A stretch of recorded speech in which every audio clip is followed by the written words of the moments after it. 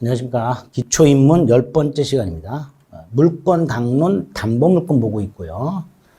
지난 시간에 담보물권의 특징, 통유성, 그리고 담보물권 중에서 유치권이 어떤 걸인지 그거 딱 봤습니다. 자, 담보물권 아주 중요한 저당권이 나왔습니다. 저당권. 올해도 세 문제가 나왔죠. 소유권 세 문제, 저당권 세 문제. 그래서 물권 강론에서는 소유권과 저당권만 잘 봐도 평탄을 합니다. 평탄합니다. 자, 저당권. 자, 먼저 저당이란 말이 무슨 뜻인지 한번 생각해 봅니다. 저당이란 말은, 뜻이 이렇게 되어 있죠. 채무 담보를 위해서 채무자 또는 제3자가 제공한 부동산을 채권자가 직접 점유하지 아니한 채 관념상으로만 지배하고 있다가 채무자가 돈을 갚지 않으면 목적물을 경매하여 그 경매 대가로부터 우선 변제받는 담보물권을 받는다라고 되어 있습니다. 자, 우리 주택담보대출 같은 거 생각하시면 돼요. 부동산 담보대출. 갑이 토지나 아파트를 가지고 있고 은행으로부터 담보대출을 받는 걸 생각하시면 됩니다. 땅이나 아파트를 담보로 제공하고 돈을 빌려요. 자, 을이 갑에게 1억을 빌려줍니다.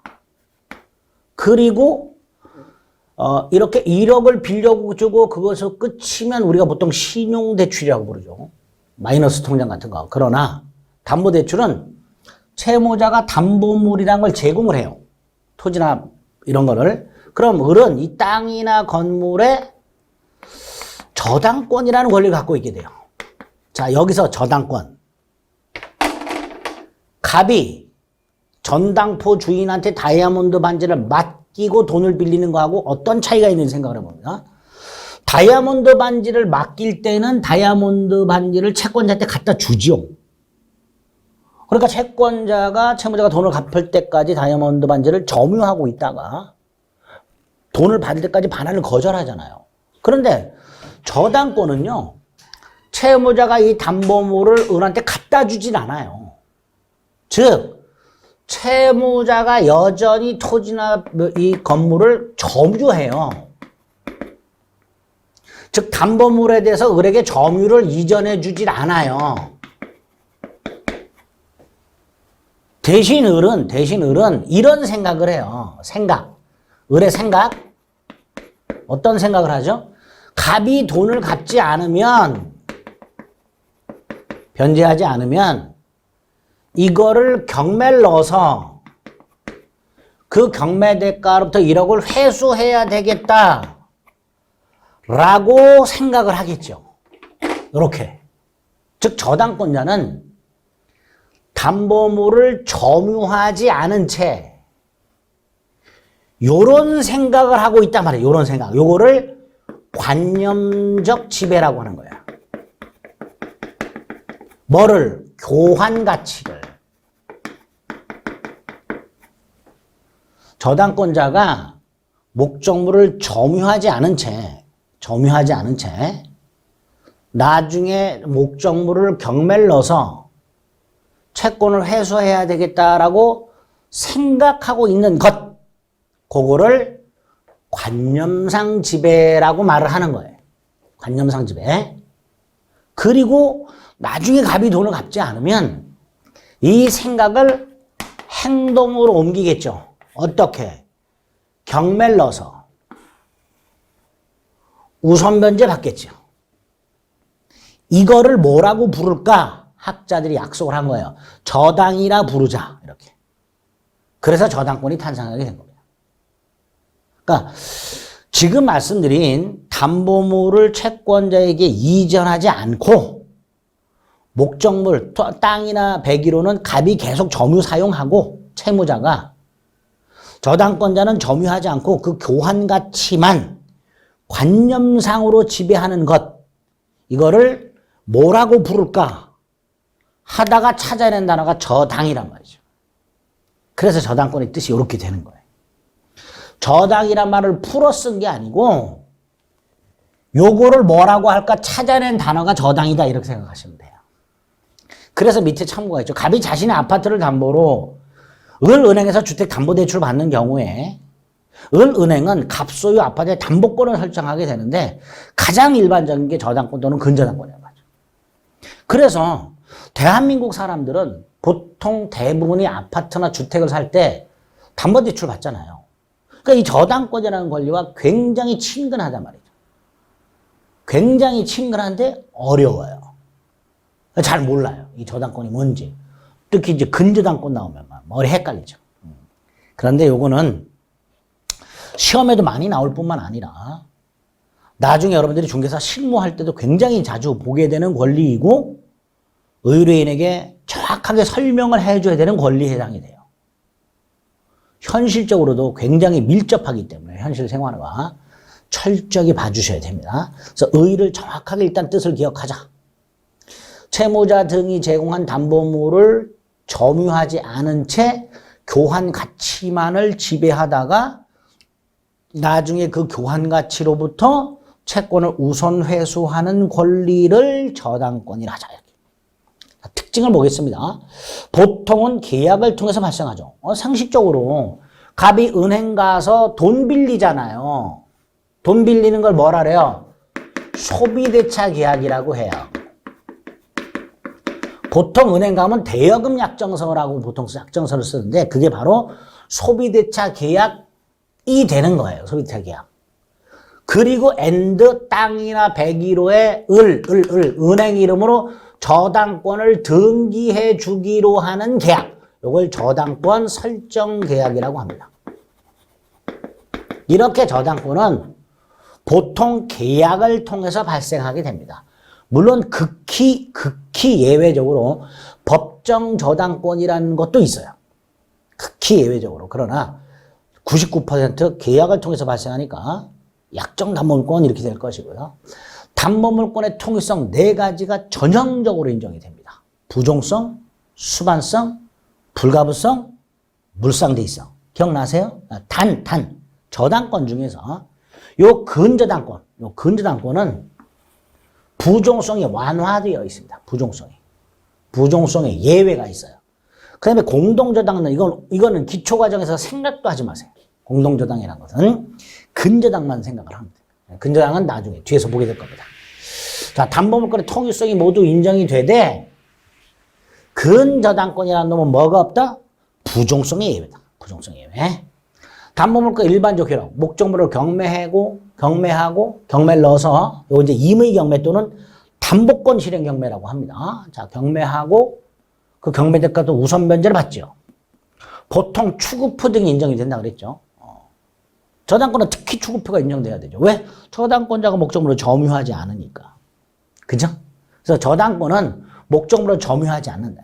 그래서 담보물권의 일반적 효력 중에서 뭐가 없었죠? 유치적 효력이 없죠. 유치가 뭐라 그랬죠? 점유 및 반환 거절을 유치를 한다 그랬죠.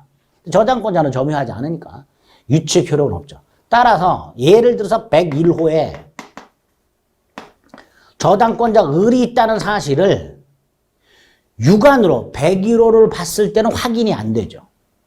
왜? 101호는 채무자가 여전히 점유 사용하고 있죠. 따라서 이 저당권은 반드시 이 101호에 저당권이라는 담보물권자가 있다라는 사실을 등기 등록을 통해서 공시를 꼭 해야 됩니다. 그 말은 등기 등록이 가능한 것만 저당권의 객체가 될 수 있다. 이렇게 되겠죠. 저당권자가 목적물을 점유하지 않기 때문에 이 목적물에 저당권자가 존재한다는 사실을 등기나 등록을 통해서 꼭 공시하라. 그래서 등기 등록이 가능한 것만 저당권의 객체가 될 수 있다. 이렇게 저당권의 특징을 이해해 주시면 됩니다. 당연히 타물권이라고요. 채권자 소유물이 아니어야 되죠. 그래서 소유자 저당이란 건 인정이 안 되는 게 원칙입니다. 내 부동산에 내가 저당권을 갖고 있을 수는 없어요. 물론 우리 혼동이라는 것에서 봤어요. 예외가 있었어요. 그렇죠? 그건 이제 다 잊어버리셨어요. 죄송합니다. 다 잊어버리셨을 테니까 생각하지 마시고 원칙적으로 소유자 저당권이라는 건 없다. 민법상 내가 내 물건에 저당권을 갖고 있을 수는 없다. 자, 설정계약의 당사자라고 되어 있는데 저당권 성립과 관련된 거죠. 저당권이 성립하려면 다시 한번 생각해 보세요. 보통 계약을 통해 성립한다고 그랬죠. 약정 담보물권이라고 그랬죠. 그리고 이 계약이, 요게 이제 계약이라고 그랬죠. 두 가지죠. 갑이 은행에 가서 돈부터 빌리죠. 돈 빌리는 계약이 뭐예요? 소비대차 계약이죠. 돈 빌리는 계약은 소비대차 계약이라고 했습니다. 근데 돈만 빌리나? 아니죠. 갑이 갖고 있었던 101호를 담보로 제공하고 이 101호에 을의 이름으로 저당권을 설정해 주기로, 저당권을 발생하기로, 을이 저당권을 취득하게 하기로. 그게 설정이죠. 저당권 설정 계약을 하게 됩니다. 다시 말해서 저당권의 성립은 99% 법률 행위를 통해서 발생한다. 계약이라고 그랬죠. 그 계약이 두 가지가 필요하다. 두 가지. 소비대차 계약과 저당권 설정 계약. 이때 소비대차 계약의 당사자, 채무자와 채권자죠. 소비대차 계약의 당사자, 돈 빌리는 계약의 당사자, 돈 빌리는 사람, 채무자라고 부르죠. 채무자라고 부르기도 하고요. 차주라고도 부릅니다. 돈 빌릴 차. 이렇게 한자 몰라도 돼요. 차주, 뭘 빌리는 사람. 차주, 뭘 빌리는 사람. 반면에 빌려주는 은행은 채권자죠. 빌려준다. 대주라고도 하죠. 소비대차 계약의 당사자는 채무자와 채권자가 되고요. 그다음에 설정 계약의 당사자는 뭐라고 부르냐? 저당권 설정자 하고요. 저당권자 이렇게 보죠. 자, 여기서 법률행위에서 저당권 성립하려면 계약이 두 개가 필요하다. 소비대차 계약과 저당권 설정 계약. 그 당사자를 부르는 명칭. 채무자, 채권자, 차주, 대주. 그 다음에 저당권 설정자와 저당권자 이렇게 돼요. 여기서 요 채권자와 저당권자는 원칙적으로 동일인이어야 되죠. 채권자가 을이라면 저당권자로 등기가 되는 자도 을이어야 되죠. 왜? 부종성 때문에. 그죠? 만약에 저당권자가 병으로 등기가 되어 있다면 얘는 채권자가 아니잖아. 채권이 없잖아요. 그럼 저당권도 없는 거예요. 그러니까 예외는 있으나 원칙. 채권자와 저당권자로 등기되는 자는 동일해야 돼요. 이게 대원칙입니다. 뭐 때문에? 담보물권의 부종성 때문에. 반면에 설정자는요. 쉽게 생각하세요. 요 담보물 소유자 생각하시면 돼요. 101호 소유자. 자, 갑이 은행에서 돈을 빌립니다. 갑의 이름으로, 갑이 채무자예요. 101호도 갑 소유예요. 그럼 설정자는 갑이에요. 채무자가 설정자가 되겠죠. 그런데 만약에 갑이 은행 가서 갑의 이름으로 돈을 빌리는데 이 101호는 갑의 부인 정소유도라. 갑의 부인. 그럼 이 정이 설정자가 되는 거예요. 정. 즉 채무자가 아닌 제3자가 설정자가 될 수도 있습니다. 자, 이때 채무자가 아니면서 설정자, 담보물 소유자, 이 사람을 물상 보증인이라고 합니다. 물상 보증인. 자, 이때 이 물상 보증인은 채무는 없어요. 자, 채무가 없다라는 건 갑이 설령 돈을 갚지 않는다 하더라도 을이 물상 보증인에게 돈 갚으라 할 수는 없어요. 다시 말해서 물상 보증인은 채무자 대신 돈을 갚아야 될 의무는 없습니다. 이게 일반 보증인과 다른 점이죠. 일반 보증인은 갚아야 돼요. 채무자가 돈을 안 갚으면 일반 보증인은 갚아야 돼요. 그런데 물상 보증인은 채무자가 돈을 갚지 않는다 하더라도 돈을 갚을 필요는 없고요. 대신 요 담보물을 한도로 책임만 지는 거예요. 그래서 물상 보증인은 보통 채무 없는 책임 이렇게 부릅니다. 물상 보증인. 채무 없는 책임. 물상 보증인은 돈을 갚을 채무는 없고 그 담보물로 책임만 지는 거예요. 다시 말해서 자기 목적물을, 자기 소유물을 담보로 제공하는 걸로 끝나고요. 그 한도 내에서만 책임을 지는 사람을 물상보증인이라고 부릅니다. 그래서 앞으로 민법에서 채무라는 말과 책임이란 말을 좀 구별하실 필요가 있습니다. 담보물권에서는. 자, 그럼 정리합니다. 저당권은 99% 법률행위, 즉 계약을 통해서 발생하게 되는데 그 계약이 두 가지다. 소비대차계약과 저당권 설정계약. 자, 갑이 은행에 가는 목적이 뭐예요? 돈 빌리는 거죠. 그러니까 이게 주된 목적이고 이게 종된 목적이 되는 거예요. 그러니까 주된 계약, 종된 계약 이렇게 되겠죠. 당사자를 이렇게 부른다라고 생각하시면 돼요. 결국 소비대차계약과 저당권 설정계약을 통해서 발생하는데 and 101호 부동산이고요. 저당권 부동산 물권이죠. 계약은 법률행위죠. 그러니까 186조가 적용이 돼야 되겠죠. 다시 말해서 뭐까지 해야 돼요? 저당권자로 등기까지 되어야 저당권을 취득 성립하게 됩니다. 그래서 정리, 계약을 통해서 저당권이 성립하는 게 보통이다. 소비대차계약 플러스 저당권 설정계약 and 등기까지 해야 저당권이 성립하게 됩니다. 그 당사자, 설정자 조심합니다. 채무자 또는 제3자. 원칙 채무자 예외 제3자가 아니고요. 설정자는 이 담보물의 소유자 생각하시면 돼요. 담보물. 설정자는 이 담보물의 소유자. 채무자일 수도 있고 채무자 부인일 수도 있잖아요. 채무자 아버지일 수도 있고. 이렇게 채무자가 아니면서 담보물을 제공하는 자. 뭐라 부른다? 물상보증인. 이렇게 부르다. 물상보증인. 그래서 밑에 물상보증인 참고로 나왔죠. 용어. 타인의 채무, 다른 사람이 갚아야 될 것을 위해서 그 담보로 자기 물건을 제공하고 그 한도로만 책임지는 자. 아들갑이 돈을 빌리는데 담보물이 없어서 아버지가 아버지 소유, 갑의 아버지 을이 자선 소유 땅이나 아파트를 담보로 제공했을 때 채무자는 갑이고 을은 물상보증인이 되죠. 일반 보증인은 채무자가 돈을 갚지 않으면 대신 갚아야 돼요. 그러나 물상보증인은 자신이 제공한 물건만으로 책임을 지는 걸로 끝. 따라서 채권자는 물상보증인에게 변제를 청구할 수는 없고 물상보증인도 변제를 해야 될 의무 따위는 없습니다. 그 다음에 저당권자는 담보물권의 부종성에 의해서 채권자에 한하는 게 원칙이죠. 돈을 빌려준 채권자가 을이라면 저당권자로 등기되는 자도 당연히 을이어야 되는 게 원칙이죠. 뭐 때문에? 부종성 때문에. 따라서 채권자는 을인데, 채권자 돈 빌려준 사람은 을인데 등기부에는 저당권자가 병으로 등기돼 있다. 그럼 그 등기는 원칙적으로 무효 등기가 됩니다. 무효 등기가.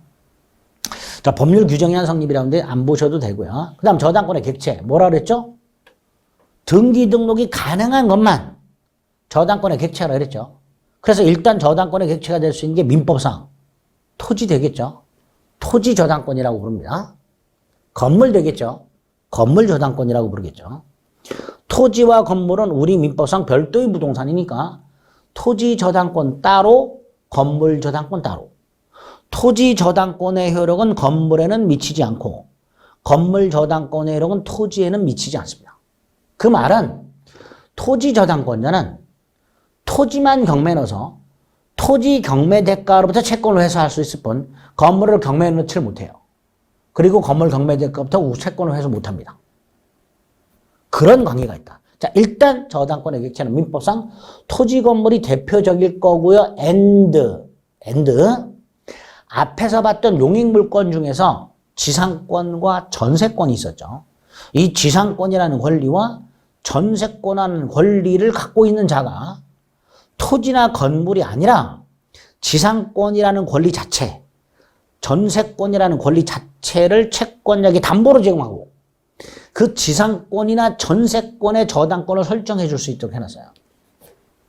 지상권자 갑, 밑에 저당권자 을 이런 식으로. 즉 지상권이나 전세권이라는 권리도 저당권의 객체로 될 수 있도록 해놨습니다. 그래서 우리 민법상 저당권이 우리 민법상 저당권이 토지 저당권, 건물 저당권, 지상권 저당권, 전세권 저당권 총 4개가 있습니다. 또 하나 생각해 볼 수 있는 게 공유가 있었죠. 공동소유 중에 공유, 상속인들 생각해 보시면 된다고 그랬고요. 이 공유자들은 공유물의 공유 지분을 갖고 있었죠. 그 지분도 저당권의 객체로 할 수 있습니다. 토탈 5개. 토지 저당권, 건물 저당권, 공유지분 저당권, 지상권 저당권, 전세권 저당권 이렇게 생각해 주시면 됩니다.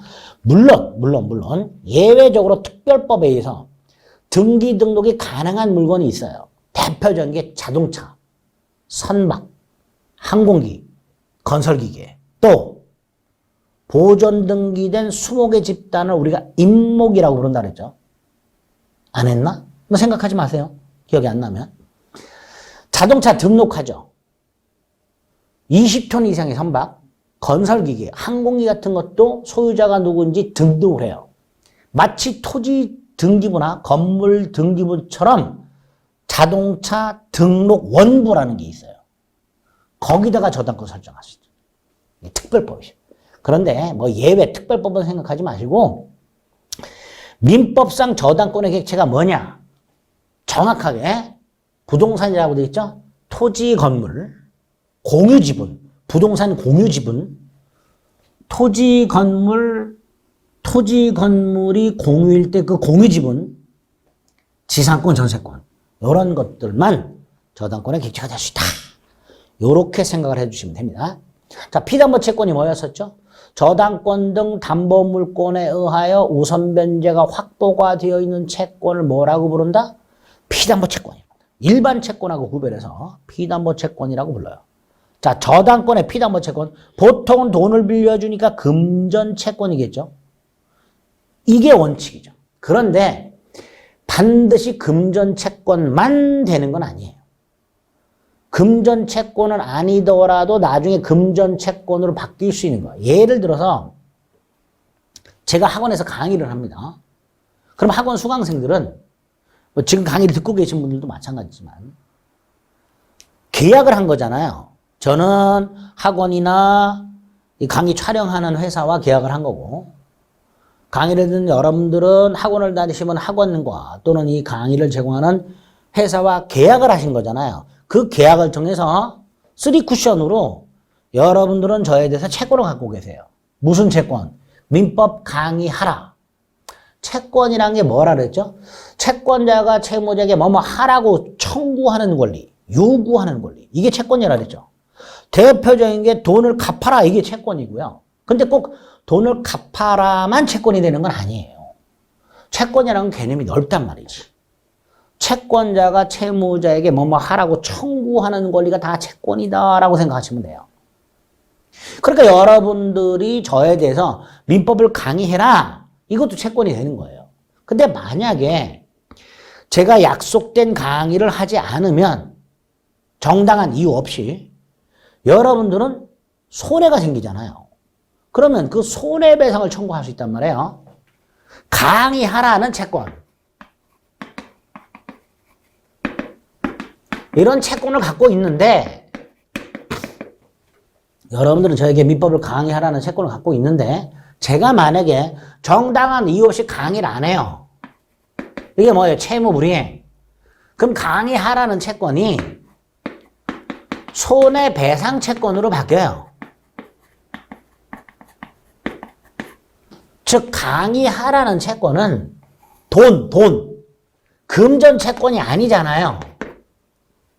금전 채권 아닌데 이게 나중에 채무불이행이 있으면 돈으로 바뀌어요. 금전 채권으로. 그러니까 현재는 금전 채권이 아니지만 장차 금전 채권으로 바뀔 수 있다면 이것도 미리 계약을 통해서 저당권으로 담보할 수 있게 됩니다.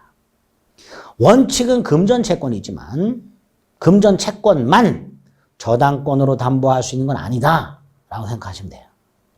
자, 채권은 장래 발생하는 채권도 가능합니다. 예컨대 조건부 채권. 뭐라고 할까요? 조건부 채권 뭐가 있을까? 갑이 을에게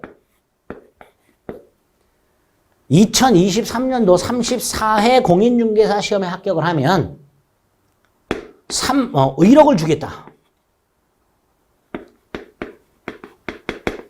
그러면 을은 33회 공인중개사 시험에 합격을 하면 1억 채권이 생기잖아요.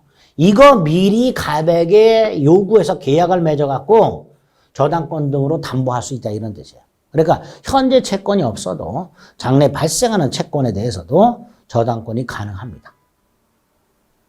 또 장래 발생하는 액수가 정해져 있지 않은 채권 이것도 가능합니다. 장래 발생하는 액수가 정해져 있지 않은 채권을 장래 불특정 채권이라고 불러요. 갑이 을에게 34회 시험에 합격을 하면 1억을 주겠다가 아니라 1억 한도에서 네가 달라는 돈 주겠다. 그럼 1억 한도에서 달라는 돈을 주기로 했으니까 을이 1,000만 원 달라 그럴 수도 있고 2,000만 원 달라 그럴 수도 있잖아요. 을이 시험에 붙으면 생기는 채권 장래 채권. 근데 아직 액수가 정해지지 않은 채권, 장래 불특정 채권. 이 장래 발생하는 불특정 채권을 위한 저당권도 가능합니다. 그걸 위해서 마련된 게 근저당권이라는 게 있어요.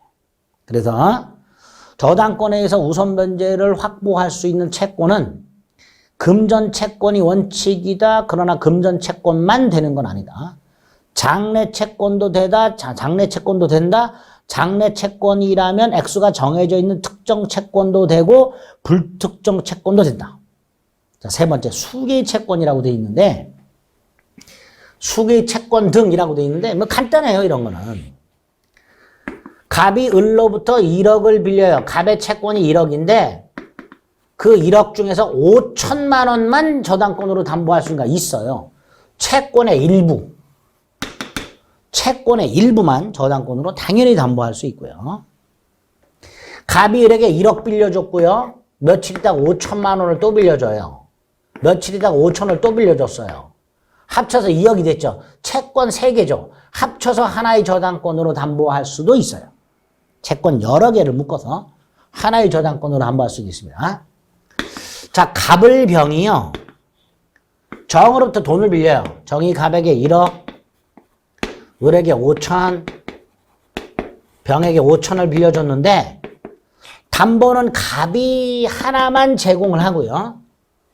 얘네들이 머리를 맞대고 계약을 통해서 여기다 저당권을 설정을 하면서 을의 이름으로 이 저당권이 갑에게 빌려준 1억뿐만 아니라 을 병에게 빌려준 5천까지 합하여 총 2억을 담보하기로 약속할 수도 있습니다. 다시 말해서 채무자 여럿. 그럼 을의 입장에서는 채권이 3개잖아요. 이걸 합쳐가지고 하나로 묶어서 하나의 저당권으로 담보할 수도 있다. 마지막 반대의 경우 갑에게 을이 1억을 빌려줘. 병이 5천만 원을 빌려줘. 정도 5천만 원을 빌려줘요. 갑이 담보가 하나가 있어요. 그러면 보통 저당권자 을, 저당권자 병, 저당권자 정 이렇게 따로따로 등기하겠죠. 보통은. 그죠? 그렇게 해도 되고 각각 저당권 등기해도 되고. 그런데 각각 저당권을 등기하게 되면 저당권 순위에 따라서 우선변제 순위가 달라져요. 먼저 등기한 게 1번 저당권, 나중에 등기한 게 2번, 3번 저당권. 경매가 되면 1번이 먼저 이렇게 배당을 받는단 말이에요. 그러니까 이렇게 할 수도 있다. 갑을병이 모여서 머리를 맞대고 계약을 통해서 저당권을 하나만 설정해. 하나만. 그리고 채권자 을병정이 채권액의 비율. 전체 채권액이 2억이잖아요. 그중에 을은 1억이니까 2분의 1. 병정은 2억 중에 5천씩이니까 4분의 1. 이런 식으로. 여러 명의 채권자가 하나의 저당권을 채권액의 비율로 공유할 수 있게 됩니다. 공유. 이럴 때 하나의 소유권을 여럿이 갖고 있는 걸 공유라 그랬죠. 그러면 소유권이 아닌 권리를 여럿이 쪼개서 갖고 있는 걸 뭐라고 할까? 준공유. 준공유. 하나의 소유권을 여럿이 쪼개 갖고 있는 걸 공유. 하나의 소유권이 아닌 권리를 여럿이 쪼개서 갖고 있는 걸 준공유. 이 준공유 개념도 몇 년 전에 한번 출제가 됐습니다. 이런 것들이 피담보채권의 특징이다. 세 번째 거 정리합니다. 채권 일부를 위한 저당권도 되고요. 채권 여러 개를 묶어서 하나의 저당권을 할 수도 있고요. 채무자 여럿을 묶어서 하나의 저당권으로 담보할 수도 있고요. 채권자 여럿을 묶어서 하나의 저당권으로 담보할 수도 있더라. 이런 것들이 저당권의 특징이고 저당권의 성립과 관련된 거다. 이런 식으로 저당권 특징을 생각을 좀 해주시면 돼요. 그 다음에 이제 중요한 게 저당권 효력이에요.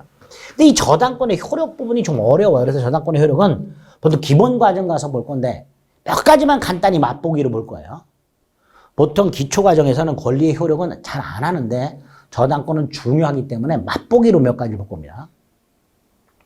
여기서 저당권의 효력을 이해하시려면요. 이렇게 이해하시면 편해요. 내가 담보대출 받아서 채무자 입장을 생각을 해보거나 아니면 내가 은행 입장에서 돈을 빌려줬다라고 생각을 해보시면 돼요.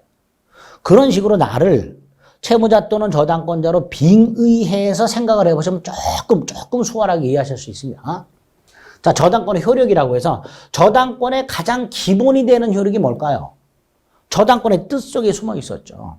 저당권의 가장 기본이 되는 효력이 뭐예요? 나중에 채무자가 돈을 갚지 않으면 목적물을 경매를 넣어서 경매 대가로부터 후순위 권리자보다 자신의 채권을 먼저 회수하는 것, 이게 저당권의 효력이잖아요. 그 저당권의 기본이 되는 효력 외에 몇 가지가 더 나온다. 그게 저당권의 표현돼요. 첫 번째 나오는 게 저당권 효력이 미치는 범위라고 해서 두 개가 나와요. 피담보 채권의 범위와 목적물의 범위라고 나옵니다. 자, 여기서 피담보 채권의 범위는 목적물이 경매가 됐을 때 그 경매 대가로부터 저당권자가 후순위 권리자보다 우선 변제, 즉 배당받을 수 있는 채권이 어디까지냐의 문제를 피담보 채권의 범위라 그래요. 여러분이 저당권자야. 목적물이 경매가 돼. 그럼 제일 궁금한 게 뭐예요? 내가 얼마를 받을 수 있지? 이거잖아요. 그게 360조예요. 빌려준 돈을 원본이라고 합니다. 약정이자 한 달에 얼마 준다. 돈을 못 갚았을 때 얼마를 배상한다. 위약금. 채무 불이행을 이유로 하는 손해배상 지연배상이라고 하는데 또는 지연이자라고도 하는데 우리가 흔히 말하는 연체이자 생각하시면 되고요. 저당권 실행비용이라고 저당권자가 목적물을 경매를 하게 되면 법원이 저당권자라 하여금 감정평가비용을 납부하게 합니다. 그걸 나중에 배당을 받아요. 그걸 저당권 실행비용이라고 해요. 이렇게 5개를 우선변제 받을 수 있도록 해놨는데 다만 연체이자는 딱 1년분만 우선해서 변제를 받습니다. 연체이자는. 이런 걸 피담보 채권의 범위라고 해요. 자, 지금 피담보 채권의 범위가 뭔지 360조를 정확하게 생각 안 하셔도 돼요. 저당권의 효력 중에서 첫 번째로 문제가 되는 게 저당권 효력이 미치는 범위인데 그중에 피담보 채권의 범위라는 게 있다. 자, 피담보 채권의 범위가 뭐냐? 경매 대가로부터 저당권자가 후순위 권리자보다 무엇을 얼마까지 우선 변제 받는가를 말하는구나. 그 중에 특히 연체이자는 1년분밖에 안 되는구나. 딱 그 정도. 그 정도 생각하시면 돼요. 그 다음에 이제 목적물의 범위라고 해서 목적물의 범위는 저당권자가 목적물을 경매를 넣었을 때 그걸 경락받는 사람이 있을 거 아닙니까? 그럼 경락인은 어디까지 소유권을 취득하는가의 문제가 생겨요. 그게 목적물의 범위라고 생각하시면 돼요. 예를 들어서 주유소가 있어요. 주유소 부지가 있고 주유소 건물이 있어요. 부지는 토지잖아요. 건물이잖아. 여기 저당권이 있어요. 이렇게. 그런데 채무자가 돈을 갚지 않아서 저당권자가 땅도 경매 놓고 건물도 경매를 넣어요. 그래서 이거를 경락받은 사람이 있어. 이 사람은 당연히 땅하고 건물을 경락받겠지. 그 외에 지하에 매립된 유류 저장 탱크, 요게 올해 출제가 됐어요. 주유기, 세차기, 이것도 경락인에게 넘어가는가? 이런 문제를 목적물의 범위라고 합니다. 이걸 민법이 정해놓은 거예요. 근데 이 목적물의 범위 조금 까다롭습니다. 그래서 다시 한번 저당권의 효력과 관련해서 맞배기로 첫째, 저당권 효력이 미치는 범위 두 개를 생각해보자. 피담보 채권의 범위와 목적물의 범위. 결과적으로 저당권자가 관심을 갖고 있는 거, 경락인이 관심을 갖고 있는 거, 그거 말하는 거예요. 저당권자는 내가 무엇을 얼마까지 우선 변제받지? 경락인은 내가 어디까지 소유권을 취득하지? 이런 것들이 다 저당권의 효력이 미치는 범위라고 해서 피담보 채권의 범위와 목적물의 범위를 규정을 해놨다. 딱 거기까지만 생각을 해두게 됩니다. 이게 저당권의 효력이 미치는 범위다라고 생각하시면 돼요. 그 다음에 저당권자가 나중에 채무자가 돈을 갚지 않으면 경매를 한다고 그랬죠. 그래서 변지기가 도래했음에도 돈을 갚지 않으면 저당권자는 목적물을 경매하는데 제가 지난번에 한번 말씀드린 적이 있어요. 민사소송법상, 민사집행법상 경매는 두 가지가 있다고. 하나가 채권자가 채무자를 상대로 대여금 반환 소송을 제기해서 승소 확정 판결문을 가지고 요거를 집행권으로 해서 경매를 신청하는 강제 경매와 바로 경매를 신청하는 임의 경매 두 가지가 있는데 저당권자는 바로 경매를 신청할 수 있습니다. 즉 임의 경매권이 있어요. 그래서 임의 경매를 보통 담보권 실행 경매라고 합니다. 집행권은 필요 없이 바로 경매를 넣어서 우선 면제를 받게 됩니다. 그래서 경락인이 법원의 경락대금을 완납해버리면 그 경락인은 소유권을 취득하게 되고 저당권은 소멸하면서 법원으로부터 배당을 받게 됩니다. 이게 가장 기본이 되는 저당권의 효력이라고 생각하시면 돼요. 근데 법정지상권은 어렵습니다. 안 봅니다. 일괄경매권도 생각하지 않습니다. 이건 법정 저당권과 같이 연결되는 거예요. 제3취득자의 지위도 지금 보지 않습니다. 자, 제3취득자의 지위는 이런 것만 한번 생각을 해볼까요? 갑소유 땅이 있어요. 저당권자가 있었어요. 땅이 5억짜리고요. 저당권자가 2억 채권을 갖고 있어요. 이 상태에서 갑이 땅을 팔아요. 자, 이때 대금을 갑에게 5억을 줘야 될 텐데, 매매 대금을. 이 대금을 지급하는 방법이 두 가지입니다. 하나는 갑의 2억 채무를 인수하고 갑에게 3억만 주는 방법. 이게 하나 있죠. 이렇게 많이 하죠, 보통. 근데 만약에 이렇게 하게 되면요. 은행을 가서 채무자를 바꿔야 돼요. 그쵸? 그래서 그렇게 하진 않고 병이 이걸 인수하지 않고 5억을 다 주고 갑이 2억을 갚아서 저당권을 소멸시키는 이런 방법을 취할 수도 있는데 이 두 번째 거에서 문제가 생겨요. 병이 갑을 믿고 5억을 다 줬는데 갑이 그 5억 중에 2억을 갚지 않고 잠수를 타버리면 얘는 돈을 안 받았으니까 경매를 넣는단 말이에요. 그럼 얘는 소유권을 상실하게 된단 말이지. 요런 애들을 모아서 제3취득자라고 불러요. 요런 제3취득자를 어떻게 보호할까? 병의 입장에서는 갑을 믿고 돈을 다 줬는데 갑이란 놈이 치사하게 돈 안 갚고 잠수를 타서 병은 지금 일끝 5억을 다 주고 취득한 소유권을 상실할 위험에 처해 있단 말이죠. 그래서 이런 사람을 어떻게 보호할 것인가를 제3취득자의 문제라고 합니다. 이제 그런 것들이 문제가 될 수 있겠구나라고 생각하시면 돼요. 그 다음에 특수저당권 중에서 근저당이라는 게 나옵니다. 자, 이 근저당의 개념만 이해하고 저당권을 오늘 마무리 짓겠습니다. 근저당은 이런 거 생각해 보시면 돼요. 갑이 을로부터 A라는 물건을 3개월간 공급을 받고요. 정산은 3개월 뒤에 하기로 했어요. 다시 말해서 외상계약. 그럼 이렇게 될 거예요. 이걸 기간이라고 보게 되고요. 이걸 채권액이라고 볼게요. 외상채권. 을이 물건을 공급할수록 채권액이 늘어날 거 아니에요. 자, 을이 한 번 공급했어요. 3천만 원어치. 두 번째 공급해서 2천만 원어치. 그 다음에 4천만 원어치 공급해서 쭉쭉쭉 늘어난단 말이죠. 그리고 나서 3개월 뒤에 정산한단 말이에요. 그러면 그래프가 이렇게 그려지겠죠. 을이 물건을 공급할수록 채권이 늘어난단 말이지. 중간에 갑이 돈 생겼다고 1,000만 원을 얘한테 보냈어요. 그럼 채권이 줄어들어요. 물건이 공급이 되면 또 늘어나요.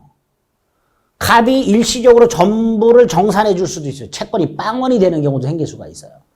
을이 물건을 또 공급합니다. 또 늘어나요. 그래서 3개월이 딱 되면 을의 채권액이 얼마인지가 확실하게 정해집니다. 그 전까지는 을의 채권이 증감 변동해요. 이렇게 갑과 을 사이에 일정 기간 거래를 하기로 합니다. 이걸 계속적 거래 계약이라고 합니다. 계속적 거래 계약을 하게 되면 채권자의 채권이 증감 변동하다가 결산기에 확정이 돼요. 이거를 담보할 목적의 저당권은 근저당권이랍니다. 자, 이때 근저당권은 뭐가 핵심이냐? 3개월이 될 때까지 채권이 확정이 안 됐잖아요. 따라서 갑과 을이 이렇게 약속을 해요. 3개월 뒤에 채권액이 얼마인지 모르잖아요. 그래서 을은 이렇게 말합니다. 야, 3개월 뒤에 채권액이 얼마가 될지 모르지만, 얼마가 될지 확실하게 모르지만, 만약에 3개월 뒤에 확정된 채권을 네가 변제하지 않으면 나는 요걸 공매 넣어서 적어도 여기까지 우선 변제 받겠다. 라고 우선 변제 한도를 미리 결정을 해놔. 한도. 요 우선 변제 한도를 채권 최고액이라고 해요. 이렇게 보통의 저당권은 액수가 얼마 정해진 걸 빌려줘요. 보통의 저당권은. 그런데 근저당권은 원칙이 정해지지 않은 채권. 그걸 담보하는 저당권이 근저당권이죠. 그리고 근저당권은 반드시 정해야 되는 게 뭐다? 나중에 갑이 돈을 갚지 않았을 때를 대비해서 목적물 경매대가로부터 근저당권자가 얼마까지 우선 변제 받을 것인가 그 한도를 미리 정해야 된단 말이죠. 그걸 뭐라 한다? 채권 최고액. 그래서 기초과정에서는 저당권의 개념과 근저당권의 개념 간단히 비교만 하실 수 있으면 됩니다. 됐죠? 네, 이런 걸 저당권 또는 근저당권이라 한다 라고 생각하시면 돼요. 참고했죠? 을이 갑에게 3개월간 물건을 외상으로 공급하고 대금은 3개월이 만료되면 정산하기로 했을 때 그 물건 대금 채권은 공급할수록 증감 변동할 거 아닙니까? 그걸 담보할 목적의 저당권을 뭐라 한다? 근저당권. 그래서 채권이 아직 정해져 있지 않고요. 일시적으로 채권이 빵원이 되더라도 근저당권은 소멸하지 않아요. 채권이 빵원이 되면 담보물권이 소멸하는 걸 부종성이라 그랬는데 근저당권은 결산기 도래 전에는 채권이 일시 빵원이 되더라도 근저당권은 소멸하지 않으니까 부종성의 예외, 부종성이 완화되어 있다. 이렇게 말할 수 있겠죠. 네, 이렇게 일반 저당권과 다른 두 가지 특징이 있다. 라고 생각하시면 되겠습니다. 그래서 담보물권과 관련해서 이렇게 유치권과 저당권을 2시간에 걸쳐서 살펴봤습니다. 자, 물건 어려운 건 다 됐어요. 늘 말씀드렸지만 기초 과정에서는 개념 위주로 봐주시면 되겠습니다. 자, 이제 계약법 들어갈 겁니다. 계약법은 시간을 달리해서 다음 시간에 기초 개념을 살펴보도록 하겠습니다. 수고하셨습니다.